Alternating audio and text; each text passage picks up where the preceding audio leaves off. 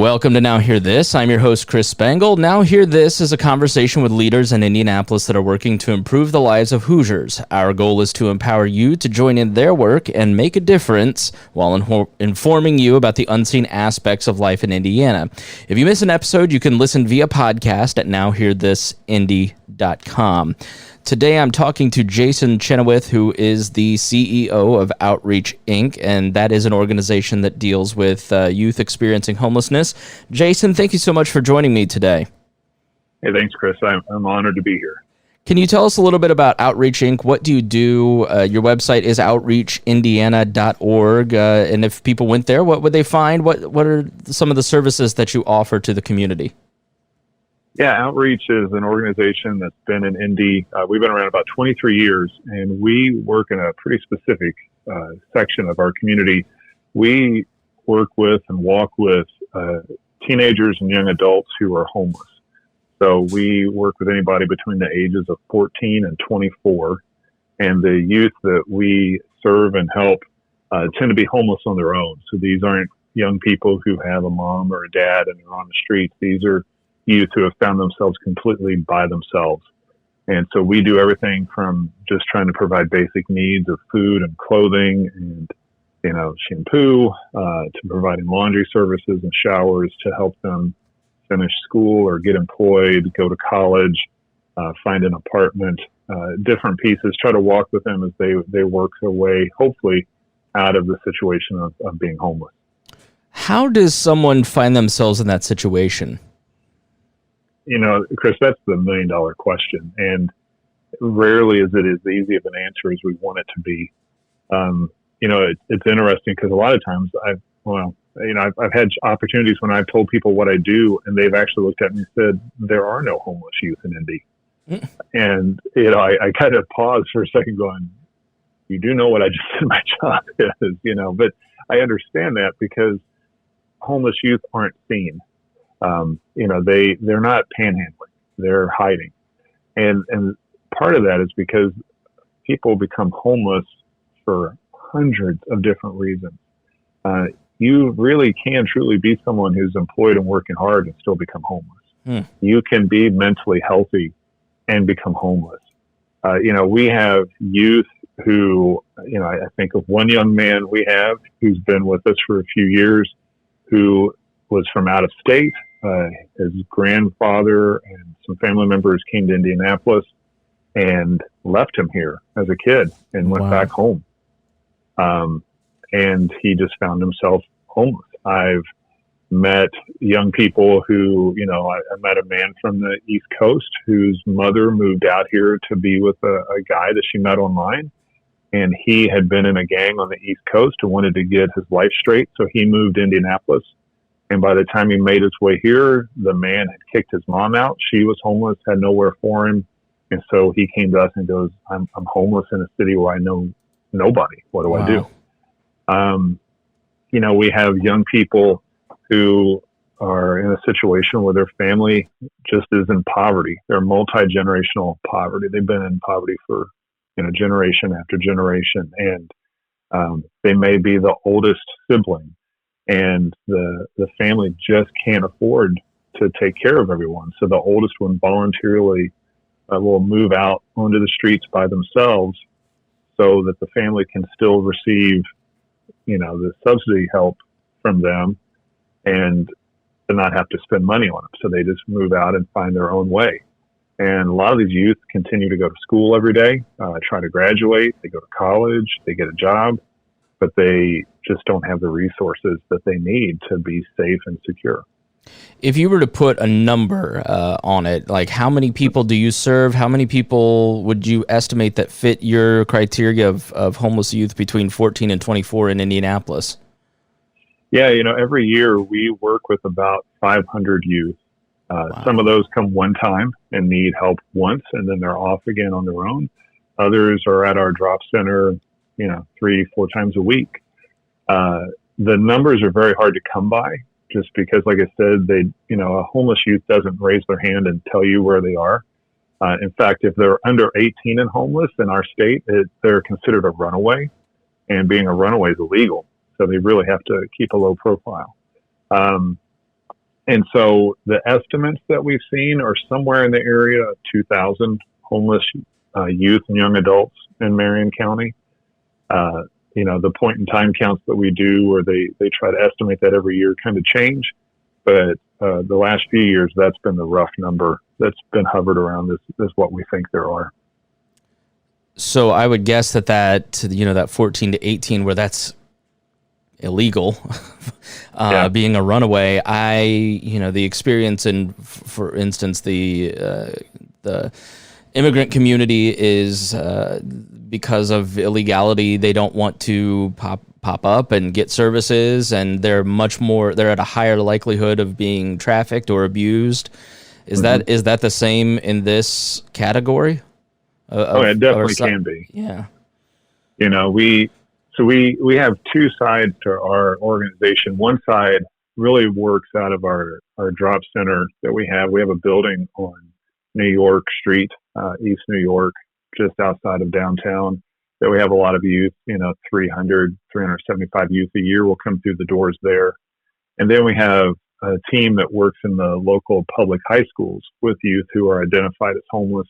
A lot of those youth are, they say they're staying with friends. The phrases you'll hear are doubled up or couch surfing. So they're bouncing from place to place, floor to floor. And by being off the street and being in school, showing up, they can kind of stay under the radar and stay engaged.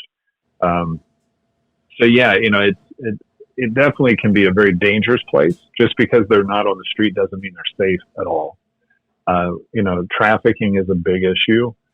It looks a little different in that these youth will end up, some of them, a minority of them, will end up trading sex for a place to stay. So they're moving around, but they're still in that situation. Then we have homeless youth who just are in the stereotypical trafficking situation where they don't have any freedoms. So we see those things for male and female youth for sure. And then it varies. Some of them are underground and keeping quiet. Some of them are up front and speaking up and trying to change things. There's a youth advisory council that some of our youth sit on, and they meet with the mayor and talk to different organizations and try to bring change. So there's a broad spectrum to how the youth deal with it. Unfortunately, there's such an amount that broad spectrum exists. We're talking to Jason Chenoweth, who is the CEO of Outreach Inc. Their website is outreachindiana.org.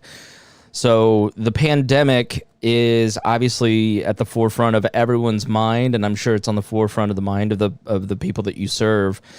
How is this affecting those experiencing homelessness under the age of 24?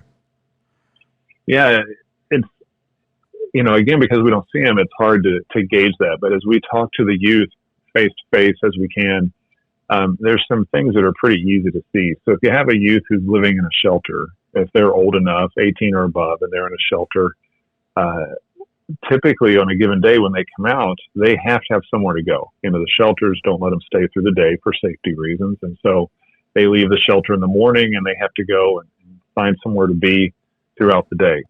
Some of them were employed with service industry jobs. A lot of them work hard to try to support themselves. Those jobs evaporated pretty quickly in this process. A lot of them have had a hard time getting accepted for unemployment for different reasons.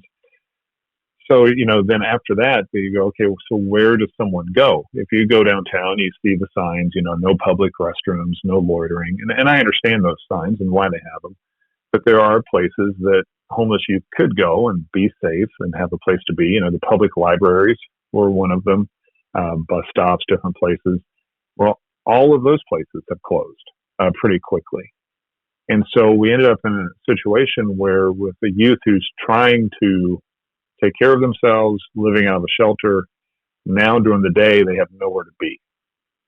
There's nowhere they can go that's safe. So they're struggling with that issue.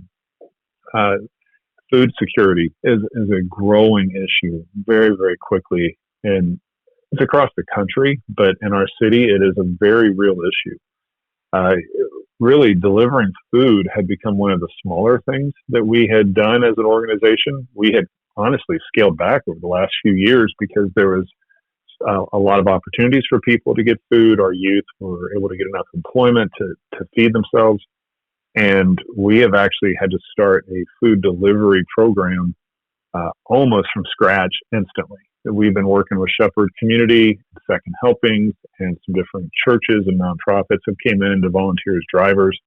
And so we went from giving out very little food on a weekly basis. We did meals once a day, and we had some grocery bags we would give out to within a week. We had to scale up a delivery service. And in the first week, we delivered over 200 grocery boxes and meals. And we know that number is going to begin to climb quickly. I mean, that was just with the names we knew to ask. Right. That was without any promotion on the street at all. So we're looking at continuing that program throughout the summer. Even once we open everything back up, many of us get the opportunity to go back to work in our offices. We're eating lunch out at a modified way again. The food scarcity issue is going to continue for our community for months. And so that has been a huge change. And, talking to Shepherd, talking to Second Helpings, the different food banks, it's interesting because as I've talked to some of the leaders of those places, even though a lot of the volunteer-run food distribution sites, whether it's a church that had a food pantry that would give out food or different places, a lot of those are closed. The volunteers aren't coming. They're staying home. So there's less distribution points. But the city, the organizations that give out food are giving out 2, 3, 4 times as much food, even though they have a third of the distribution points open. I mean, the need is just really big. Have you heard in these conversations, I went to Meyer for my weekly shopping trip yesterday, and there was still, it was still pretty bare. I mean, we're a month into this, and, Smithfield shutting down in South Dakota is going to put a strain on things like pork. That's only going to continue to increase. Have you heard from Shepherd or Second Helpings or some of these folks, like, is there... are they having a tough time finding food like many of us are having a tough time finding some of these products? And B, is there something that the listener can do to help alleviate if those of us who have extra food that we overbought 3 weeks ago, how do we get that to people like you or to Shepherd? How do we solve some of the food security issues? Yeah, that's a great question. And so, these are issues for everybody. So, with some of the shutdowns in the meat processing plants, everybody's kind of steeling ourselves for the fact that we're not going to have access to that meat the way we have. I don't think it's a panic situation. It's just going to be less. And so a lot of the food pantries and the distribution points, really historically kind of live off the excess of food that we have. And a lot of the donations that have come to someone like Second Helpings or different places is from the excess food that's been produced that isn't used. And with that not being the case, that tightens everybody's belts on the supply line of this.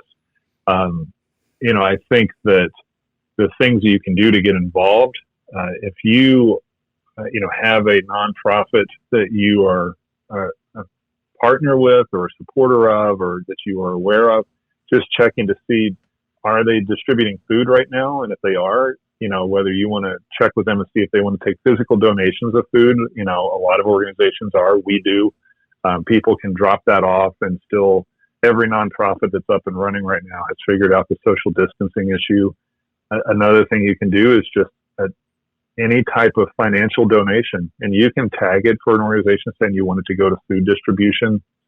For most nonprofits, the resources that are coming into the nonprofit has decreased, and the demands and needs of that nonprofit have increased. And so, if you aren't sure who to go to, Second Helpings is a great one. They take care of a lot of nonprofits in town, so you can go straight to them. If you see there's been some large gifts to them, but they operate on such a scale, those large gifts go away really quick. They get used for the city. So, I think you can donate physical items if you have them, or if you want to, like we have on our website, a most important needs list that we update all the time. You can go to most websites and find what they need, buy it, drop it off. Anything you can do. The thing I would encourage you is don't assume that you can't do enough to make a difference. It takes our whole city right now to help. This is a systematic problem. This isn't something that just happened because of COVID-19. It's an issue we always have. It's just bigger right now. And so it takes all of us just pulling together to do anything we can to help our community. So you mentioned couch surfing, and obviously, if you're homeless, the advice of go home. Let those who have contracted the disease, go home, get some rest, get plenty of fluids, just take it easy, watch Netflix. If you're homeless, then you don't really have that opportunity, and the economic situation you've also mentioned. They're the first ones to get cut in an economic downturn like this. So is there a place, is there some sort of system that's being set up? I mean, how are we handling those who contract the disease in the homeless community within Indianapolis? We're really fortunate in Indianapolis when you compare us to a lot of other large cities across the country, in that our city and local governments have been aware of the issue of homelessness and have been working hard for quite a while to try to put in place some large answers and to help out our community. And so, whether it's the mayor's office or commissioners or whoever, they've been working hard at this. There have been some very quick steps that were taken. There is a place in town where when someone does test positive from our homeless community, there's a place that they can be taken for isolation and care. The challenge for us is, especially like I said, for us working with youth, is to get them to go get tested if they get sick. And because a lot of the folks who are homeless, they tend to walk around with a lot of the symptoms that we talk about of COVID-19 every year. I mean, it's very difficult to stay healthy when you're on the street, when you don't have good nutrition, you don't have a safe place to sleep, you don't have adequate clothing. I mean, all of those things contribute to a lack of health on a regular basis. So while the city has done a very good job of working hard on this, it is still a concerning issue. If you check like the Wheeler, if you look at the stories they've had of how they've been trying to, how do you figure out social distancing and yet care for as many people as you can in a shelter? This is a large scale challenge.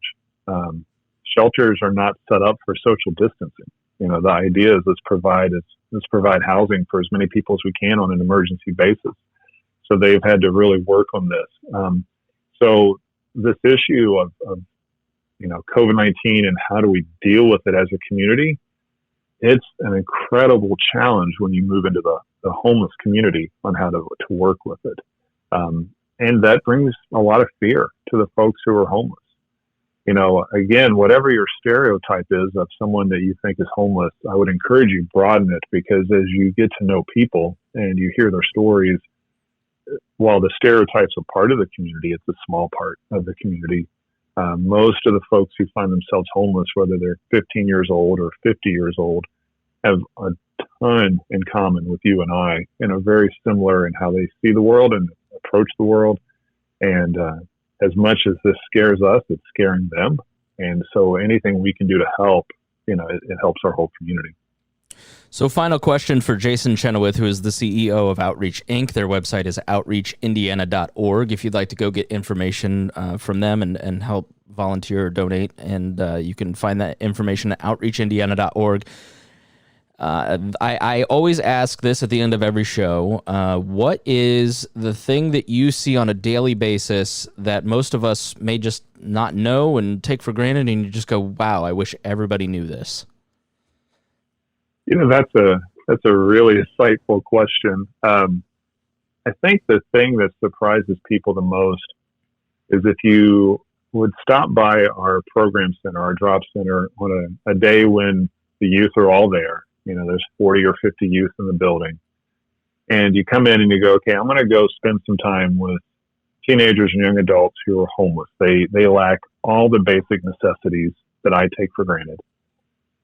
and you kind of have this idea of what you're going to walk into. And then you walk into the room and there is so much laughter and there's so much hope and there's community that forms really fast.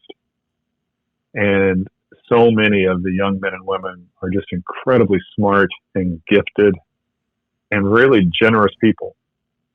I mean, there's always challenges and problems in any group, but I'm never cease to be amazed at how often when I'm in the building, the amount of laughter that I hear. And you think about how often maybe we laugh in a given day. And we would say, well, it's because of all the stress and challenges. But then you spend time with these young people and how much hope and laughter they have in the face of challenges far greater than what you and I face, Chris. I think that's the thing I wish people could see, because it changes the face of homelessness for you when you meet these people and get to know them and see what's happening. There's a lot of potential and hope. It just takes people being involved on a relational basis. Jay Chenoweth, CEO of Outreach Inc. Their website is outreachindiana.org. Thank you for joining me. Hey, thanks, Chris. I really appreciate it. Thanks for listening to Now Hear This. I am your host, Chris Spangle. If you missed any portion of our program, you can listen on our website, nowhearthisindy.com. If you'd like to have your organization featured on the show, please contact Gabby at 317-475-7407 or via the contact page on our website. Thanks for listening, and we will be back again soon with Now Hear This. Our goal at the Chris Spangle Show is to help you sound smarter while talking with your friends. If you struggle to understand politics, we explain it from an independent, libertarian perspective with all of the irreverence modern politics deserves. We toss out the screaming heads and put people before political parties and give context to the news to make you think. I'm the host. I'm a 15-year veteran of politics and media, and this show is published every Saturday. It's part of the We Are Libertarians network, and be sure to join Wall Plus for bonus podcasts, the complete archives, commercial-free shows, and more. Subscribe now at wearelibertarians.com.